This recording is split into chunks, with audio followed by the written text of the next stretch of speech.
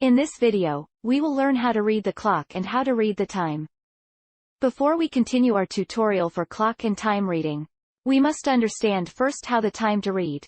For the big hand, this will read in minutes. On the shorthand, this will be read as an hour, while the hand that has faster rotation read in seconds. Now, while we know now the functions on their hands, let us do some examples on how to read them.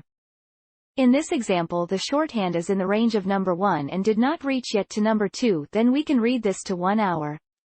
While the longhand is read in minutes, in this example the longhand is pointing to 45. Then we can read this as 45 minutes. With this example, we need to read first the hour and followed by minutes. So, the time for this example is 1 hour and 45 minutes. Let us go to the next example. In this example, the longhand is minutes and is pointing to 0. So, since this is 0, we read only the hour. For this example, the time is 1 o'clock. No need to read the minutes since the minute hand is pointing to 0 or 0 equivalent. Let us proceed to the next example.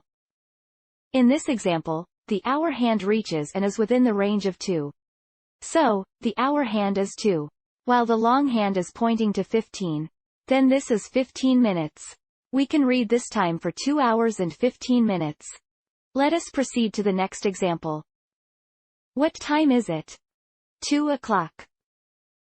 Let us proceed to the next example. In this example, the hour hand reaches 3 and is within the range of number 3. So, the hour hand is 3. While the long hand is pointing to 30. Then this is 30 minutes. So, we can read this time as 3 hours and 30 minutes. Let us proceed to the next example. What time is it? 3 o'clock. Let us proceed to the next example.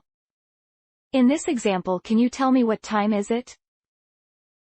The time is 4 hours and 2 minutes. Let us proceed to the next example. What time is it? 5 o'clock. Now that you are familiar with how to read the time, you can take more exercise and examples to test your knowledge at www.selfquiz.org. They are totally free.